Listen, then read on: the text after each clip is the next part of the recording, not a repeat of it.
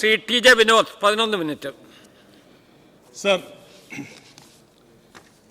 ഗവർണറുടെ നയപ്രഖ്യാപന പ്രസംഗത്തിന് നന്ദി രേഖപ്പെടുത്തിക്കൊണ്ട് ബഹുമാനായ ശ്രീ എം വിൻസെൻ്റ് അവതരിപ്പിച്ച നന്ദി പ്രമേയത്തെ ഞാൻ പൂർണ്ണമായി പിന്താങ്ങുകയാണ്.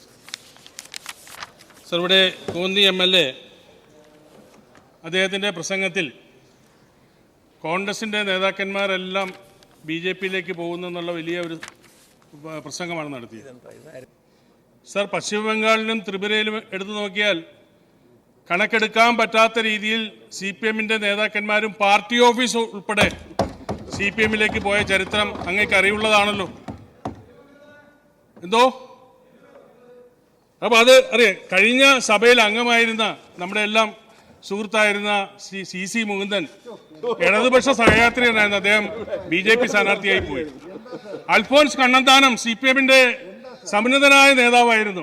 അദ്ദേഹം BJPയിലേക്ക് പോയി. നമ്മുടെ S. രാജേന്ദ്രൻ മൂന്നാർ MLA CPMൻ്റെ അനിശ്ചിതനായ നേതാവാണ്. അദ്ദേഹം CPM. അപ്പോൾ CPMൻ്റെ ആളുകളൊക്കെ BJPയിലേക്ക് പോയതിൻ്റെ കണക്ക് അവതരിപ്പിച്ചാൽ ഇന്ന് രാത്രി വരെ ഇന്ന് സംസാരിക്കേണ്ട സാഹചര്യമാണ്. ഞാനത് കിടക്കുന്നത്. സാർ, പിന്നെ അദ്ദേഹം പറയുന്നു അണലിയെ വളർത്തി വീട്ടുമുറ്റത്ത് വളർത്തേണ്ട അണലി വീട്ടിൽ കയറി കടിച്ച് മൃതപ്രായനായി കിടക്കുന്ന സാഹചര്യമാണ്. ആ BJPയെ വളർത്തിയത് ആരാണ് സാർ? കഴിഞ്ഞ തെരഞ്ഞെടുപ്പുകളിലെല്ലാം രഹസ്യമായി അവരുമായി ബാന്ധവമുണ്ടാക്കി ഈ തെരഞ്ഞെടുപ്പിലെല്ലാം മത്സരിച്ച് വിജയിച്ച് അതിൻ്റെ കഴിഞ്ഞ 2021 അതിൻ്റെ എല്ലാ സുഖ സൗകര്യങ്ങളും അനുഭവിച്ച നിങ്ങൾ ഇപ്പോൾ അണലിയുടെ കടിയേറ്റ് വെന്റിലേറ്ററിൽ കിടക്കുന്ന സാഹചര്യമാണ് ഉള്ളത് എന്നാണ് ഇത് സൂചിപ്പിക്കുന്നത്. സാർ, അതിലേക്ക് ഞാൻ കടക്കാൻ ആഗ്രഹിക്കുന്നത്. സാർ, ഇവിടെ 2026 മെയ് മാസം 4-ാം തീയതി കേരളത്തിലെ ജനങ്ങൾ വിസ്മയകരമായ ഒരു വിജയമാണ് UDF സമ്മാനിച്ചത്. 102 സീറ്റുമായി ഒരു ചരിത്ര വിജയമാണ് നമുക്ക് നൽകിയത്. കഴിഞ്ഞ 10 വർഷക്കാലം ശ്രീ പിണറായി വിജയൻ്റെ നേതൃത്വത്തിലുള്ള ഗവൺമെൻറ്റിനെതിരായ ശക്തമായ ജനവികാരമാണ് നമുക്ക് ഈ തെരഞ്ഞെടുപ്പിൽ കാണാൻ കഴിഞ്ഞത്. നമുക്കറിയാം, കണ്ണൂർ ജില്ല CPMന് ഏറ്റവും ശക്തമായ ജില്ലയാണ് കണ്ണൂർ ജില്ല. ആ കണ്ണൂർ ജില്ലയിൽ തളിപ്പറമ്പ് പോലെ പയ്യന്നൂർ പോലെ LDFൻ്റെ കോട്ടകളെല്ലാം തകർന്ന് തരിപ്പണമാവുന്ന കാഴ്ചയാണ് നമുക്ക് കാണാൻ കഴിഞ്ഞത്. എന്തിനു പറയുന്നത്, ഏറ്റവും ആദ്യത്തെ റൗണ്ടിൽ വോട്ടെണ്ണിയപ്പോൾ മുഖ്യമന്ത്രിയുടെ നിയോജകമണ്ഡലമായ തൃക്കരിപ്പൂർ പോലും ധർമ്മടം പോലും നമുക്കറിയാം ആ വോട്ടെണ്ണൻ്റെ ഒരു സാഹചര്യം നമ്മളെല്ലാം കണ്ടതാണ്. 6 റൗണ്ട് വരെ നമുക്കറിയാം ആ CPM കോട്ടയിൽ മുഖ്യമന്ത്രി താഴെ പോയി എന്നുള്ള വസ്തുത നിങ്ങൾ വിസ്മരിക്കരുതെന്നാണ് എനിക്ക് സൂചിപ്പിക്കാറുള്ളത്. സാർ, നിങ്ങൾ ഒരു കാരണവശാലും തകർന്ന് തരിപ്പണമാകരുതെന്ന് ആഗ്രഹിക്കുന്നവരല്ല ഞങ്ങൾ. ബംഗാളിലും ത്രിപുരയിലും ഉണ്ടായ തകർച്ച കേരളത്തിൽ ഉണ്ടാകരുതെന്നാണ് ഞങ്ങൾ ആഗ്രഹിക്കുന്നത്. നിങ്ങൾ ശക്തിപ്പെടണം. അത് മറ്റ് വർഗീയവാദികളെ ശക്തിപ്പെടുത്തുന്നതിന് ഉതകുന്ന സാഹചര്യമുണ്ടാവും. അതുകൊണ്ട് യഥാർത്ഥ പ്രതിപക്ഷമായി ജനസേവനത്തിലേക്ക് തിരിച്ചു വരാൻ കാലം തന്ന അവസരമായി നിങ്ങൾ ഇതിനെ കാണണമെന്നാണ് എനിക്ക് വിനീതമായി അഭ്യർത്ഥിക്കാനുള്ളത്. സർ, കഴിഞ്ഞ തെരഞ്ഞെടുപ്പിൽ LDF മുന്നോട്ട് വെച്ച പ്രധാന മുദ്രാവാക്യം LDF അല്ലാതെ മറ്റാരുണ്ട് എന്നാണ്. LDF അല്ലാതെ മറ്റാരുണ്ട്. ആ വലിയ ഹോർഡിങ്ങുകളാണ് കേരളം മുഴുവൻ നമുക്ക് കാണാൻ കഴിഞ്ഞത്. നമുക്കറിയാം, അതിന് കേരളത്തിലെ ജനങ്ങൾ ഒരു ഉത്തരം നൽകി. ശ്രീ VD സതീശൻ്റെ നേതൃത്വത്തിലുള്ള ഒരു ഗവൺമെൻറ് കേരളത്തിൽ അധികാരത്തിൽ വരുന്ന സാഹചര്യമുണ്ട്. നമുക്കറിയാം, കഴിഞ്ഞ LDF ഗവൺമെൻറ് PRDയിൽ നിന്ന് ഏകദേശം 110 കോടി രൂപയും സംസ്ഥാന അടിസ്ഥാന വികസനത്തിനായി രൂപീകരിച്ചിട്ട് കിഫ്ബിയിൽ നിന്ന് 130 കോടി രൂപയും ഉൾപ്പെടെ വലിയ ഹോർഡിങ്ങുകളാണ് കേരളത്തിലെല്ലാം വെച്ചത്. സാർ, നമ്മുടെ അടിസ്ഥാന സൗകര്യ വികസനത്തിൻ്റെ കിഫ്ബിയുടെ പണം പോലും ഈ പ്രചണ്ഡമായ പ്രചരണത്തിന് ഉപയോഗിച്ചെന്നുള്ളതാണ് യാഥാർത്ഥ്യം. സാർ, അതിന് അവിടെ വെച്ച മുദ്രാവാക്യത്തിന് കേരളത്തിലെ ജനങ്ങൾ നൽകിയ മറുപടിയാണ് ഈ LDF അല്ലാതെ മറ്റാരുണ്ടെന്നുള്ള ആ മുദ്രാവാക്യത്തിന് മറുപടിയാണ് 102 സീറ്റുമായി ശ്രീ VD സതീശൻ്റെ നേതൃത്വത്തിലുള്ള ഒരു ഗവൺമെൻറ് കേരളത്തിൽ അധികാരത്തിൽ വന്നത് എന്ന കാര്യം നിങ്ങൾ ഓർക്കണമെന്നാണ് എനിക്ക് സൂചിപ്പിക്കാനുള്ളത്. സാർ, കഴിഞ്ഞ 10 വർഷം കൊണ്ട് കേരളത്തിൻ്റെ യഥാർത്ഥ കടക്കണിയിലേക്ക് തള്ളിവിടുകയാണ് ഉണ്ടായത്. ആ യാഥാർത്ഥ്യം മറച്ചു വയ്ക്കാനാണ് നവകേരള സദസ്സും നവകേരള യാത്രയും അങ്ങനെ വ്യത്യസ്ത പേരുകളിൽ പുകമറ സൃഷ്ടിച്ചുകൊണ്ടുള്ള നടപടികളാണ് LDF ഗവൺമെൻറ് മുന്നോട്ട് പോയത്. സർ 2015-16 1,62,272 കോടി രൂപയായിരുന്നു ഈ സംസ്ഥാനത്തിന്റെ പൊതുകടം. ഇപ്പോൾ ഈ ഗവൺമെന്റ് ഒഴിയുമ്പോൾ 2026 മാർച്ച് വരുമ്പോൾ ഏകദേശം 4,81,000 കോടി രൂപയായി നമ്മുടെ പൊതുകടം വർദ്ധിച്ചു. ബഹുമാനപ്പെട്ട ധനകാര്യ വകുപ്പ് മന്ത്രി എപ്പോഴും പറയുന്നത്, മുൻ ധനകാര്യ വകുപ്പ് മന്ത്രി എപ്പോഴും പറയുന്നത് 5,429 കോടി രൂപ നമ്മുടെ ട്രഷറിയിൽ മിച്ചമുണ്ടെന്നാണ്.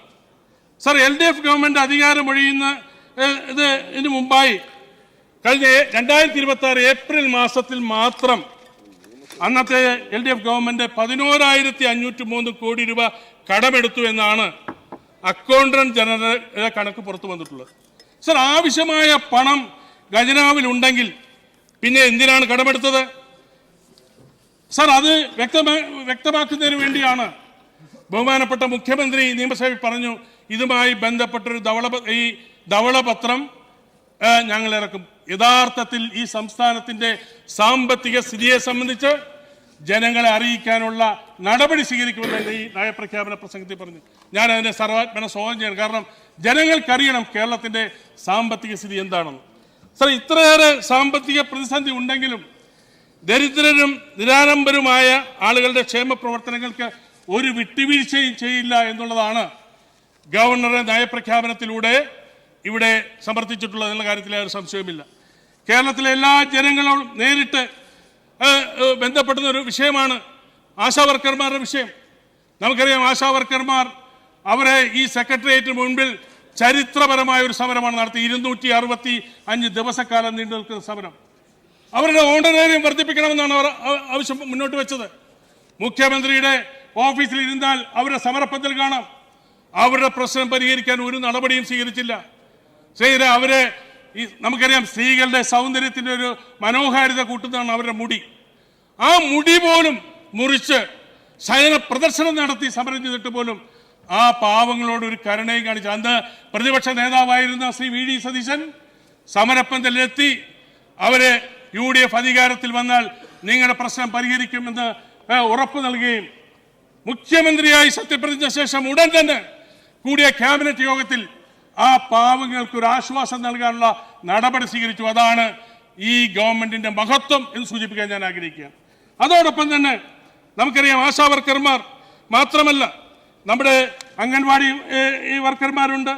അതുപോലെ തന്നെ വിവിധങ്ങളായ ഹൈസ്കൂൾ പാചക തൊഴിലാളികളുണ്ട്.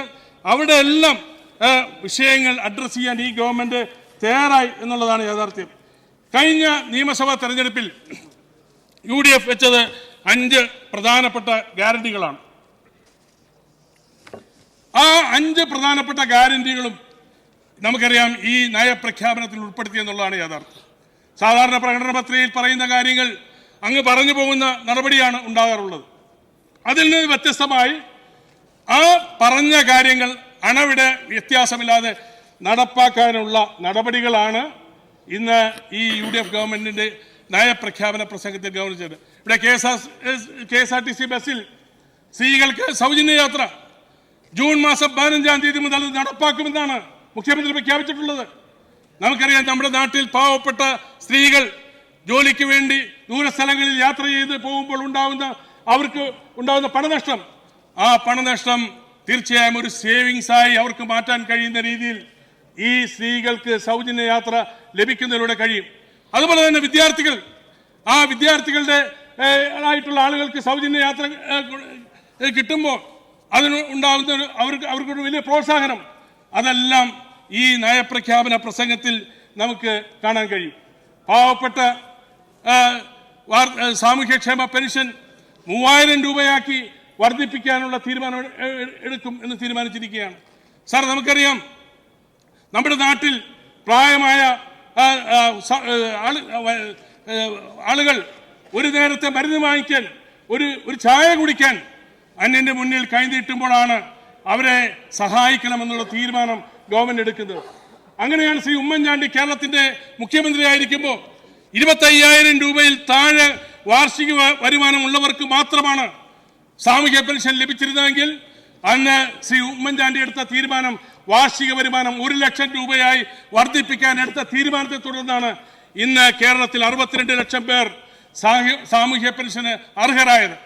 അങ്ങനെയാണ് സാർ ആ സാമൂഹ്യ പെൻഷൻ 3000 രൂപയാക്കി കൊടുക്കാൻ ഈ ഗവൺമെന്റ് തീരുമാനിച്ചിട്ടുള്ളത്. നമുക്കറിയാം ഇന്ന് ചികിത്സാ ചെലവ് ഏറ്റവും വർദ്ധിച്ചു വരുന്ന കാലഘട്ടമാണ്. ചികിത്സയ്ക്ക് പണമില്ല. ഞാൻ എറണാകുളത്തെ ഒരു ജനപ്രതിനിധിയാണ്. വൈകുന്നേരമായാൽ അവിടെ ആശുപത്രിയിൽ കിടക്കുന്ന രോഗികൾ ഡിസ്ചാർജ് ചെയ്യുമ്പോൾ ബില്ല് കുറയ്ക്കണമെന്ന് ആവശ്യപ്പെട്ടുകൊണ്ട് ദൈനംദിനം 4-5 രോഗികളാണ് വിളിക്കുന്നത്. കാരണം അത്രയേറെ ചികിത്സാ ചെലവ് വർദ്ധിച്ചിരിക്കുകയാണ്. ആ ചികിത്സാ ചെലവിനൊരു ആശ്വാസമായി ഒരു കുടുംബത്തിന് 25 ലക്ഷം രൂപ വരെ ഉമ്മൻചാണ്ടി ഇൻഷുറൻസ് പദ്ധതി നടപ്പാക്കുമെന്നുള്ള ശക്തമായ നിലപാട് ശ്രീ വി ഡി സതീശന്റെ നേതൃത്വത്തിലുള്ള ഗവൺമെന്റ് സ്വീകരിച്ചു. സർ, അങ്ങനെ 5 നമ്മുടെ കോളേജ് വിദ്യാർത്ഥികൾക്ക് 1000 രൂപ പോക്കറ്റ് മണി കൊടുക്കുമെന്ന് പറഞ്ഞു. നമ്മുടെ സംസ്ഥാനത്ത് 59.5% ഉന്നത വിദ്യാഭ്യാസ വിദ്യാർത്ഥികളും സ്ത്രീകളാണ്. ആ സ്ത്രീകളെ സംബന്ധിച്ചിടത്തോളം അവർക്ക് കിട്ടുന്ന വലിയൊരു പ്രോത്സാഹനമാണ് ഈ ഇന്ദിരാ ഗ്യാരണ്ടിയിലൂടെ 1000 രൂപ പോക്കറ്റ് മണി കൊടുക്കും എന്നുള്ളത്. അതോടൊപ്പം തന്നെ പലിശരഹിത വായ്പയായി 5 ലക്ഷം രൂപ വരെ ചെറുപ്പക്കാർക്ക് സ്വന്തമായി ബിസിനസ് തുടങ്ങുന്നതിന്, സംരംഭങ്ങൾ തുടങ്ങുന്നതിന് ഉള്ള സൗകര്യം ഒരുക്കി കൊടുക്കുമെന്നാണ് ഗവൺമെന്റ് പ്രഖ്യാപിച്ചിട്ടുള്ളത്. ശരി, നമുക്കറിയാം നമ്മുടെ നാട്ടിൽ പാവപ്പെട്ട ചെറുപ്പക്കാർ ഉന്നത വിദ്യാഭ്യാസം നേടി അതിനുള്ള സംവിധാനങ്ങളില്ലാതെ അന്യ ദേശങ്ങളിൽ ജോലിക്ക് പോകുന്ന സാഹചര്യമാണ് സംസ്ഥാനത്തുള്ളത്. അതിന് മാറ്റമുണ്ടാക്കാനുള്ള നടപടികൾ സ്വീകരിക്കും എന്നുള്ളതാണ് 5 ലക്ഷം രൂപ വരെ പലിശരഹിത വായ്പ കൊടുക്കും എന്ന് പ്രഖ്യാപിച്ചിട്ടുള്ളത്. അതോടൊപ്പം തന്നെ നമുക്കറിയാം ഇന്ന് മയക്കുമരുന്നിന്റെ വ്യാപനം നമ്മുടെ സംസ്ഥാനത്ത് കഴിഞ്ഞ 10 വർഷം കൊണ്ട് ഉണ്ടായ നേട്ടം എന്തെന്ന് ചോദിച്ചാൽ സുലഭമായി മയക്കുമരുന്ന് കിട്ടുന്ന ഒരു കേന്ദ്രമായി കേരളം മാറുന്നു. അതുകൊണ്ടാണ് ഓപ്പറേഷൻ തൂഫാൻ എന്ന പേരിൽ ഈ മയക്കുമരുന്നിന് വലിയ ശക്തമായ നടപടികളുമായി ഈ ഗവൺമെന്റ് മുന്നോട്ട് പോകുമെന്ന് പ്രഖ്യാപിച്ചിട്ടുള്ളത്. ഓരോ ദിവസവും പത്രമെടുത്ത് വായിക്കുമ്പോൾ നമ്മുടെ നാട്ടിൽ ഇതെല്ലാം നടക്കുമോ എന്നാണ് നമ്മൾ ആലോചിക്കുന്നത്. പാവപ്പെട്ട സ്വന്തം 10 മാസം പ്രസവിച്ച ആ മകൻ തന്നെ നീ എന്തിന് ജന്മം നൽകിയെന്ന് ചോദിച്ചുകൊണ്ട് സ്വന്തം അമ്മയെ കഴുത്ത് ധരിച്ച് കൊല്ലുന്ന നാട്ടിലാണ് നമ്മൾ ജീവിക്കുന്നത്. 8 വയസ്സുള്ള ഒരു വിദ്യാർത്ഥിനി മയക്കുമരുന്നിന്റെ കാരിയറായി പ്രവർത്തിച്ചു വാർത്ത വായിക്കുന്ന നാട്ടിലാണ് നമ്മൾ ജീവിക്കുന്നത്. നമുക്കറിയാം ഈ സഭയിൽ, കഴിഞ്ഞ സഭയിൽ പോലും ഈ വിഷയത്തിന് എതിരായി, മയക്കുമരുന്നിനെതിരായി ഒരു അടിയന്തര പ്രമേയം കൊണ്ടുവന്നപ്പോൾ ശക്തമായി ഈ സഭ ഒരുമിച്ച് ഒറ്റക്കെട്ടായി നിലപാടെടുത്തു. പക്ഷേ ഒരു നടപടിയും ഉണ്ടായില്ല എന്നുള്ളതാണ് യാഥാർത്ഥ്യം. ചെയ്ത ഇന്ന് ഈ നാട്ടിൽ അതിനെതിരായി ശക്തമായ നടപടികളുമായി മുന്നോട്ട് പോകുന്ന സാഹചര്യമാണ് ഇന്ന് ഈ സംസ്ഥാനത്ത് കാര്യം കൂടി സൂചിപ്പിച്ചുകൊണ്ട് തീർച്ചയായും ഈ നന്ദി പ്രമേയത്തെ ഒരിക്കൽ കൂടി പിന്താങ്ങിക്കൊണ്ട് ജനങ്ങളുടെ പ്രതീക്ഷയ്ക്കൊത്ത്, ജനങ്ങളുടെ ആഗ്രഹത്തിനൊത്ത് ജനങ്ങൾക്ക് വേണ്ടി പ്രവർത്തിക്കാൻ തയ്യാറായ ഒരു ഗവൺമെന്റിന്റെ ഇതുമായി ബന്ധപ്പെട്ടുള്ള നന്ദി പ്രമേയത്തെ പൂർണ്ണമായി പിന്താങ്ങിക്കൊണ്ട് എന്റെ വാക്കുകൾ ചുരുക്കുന്നു. നമസ്കാരം.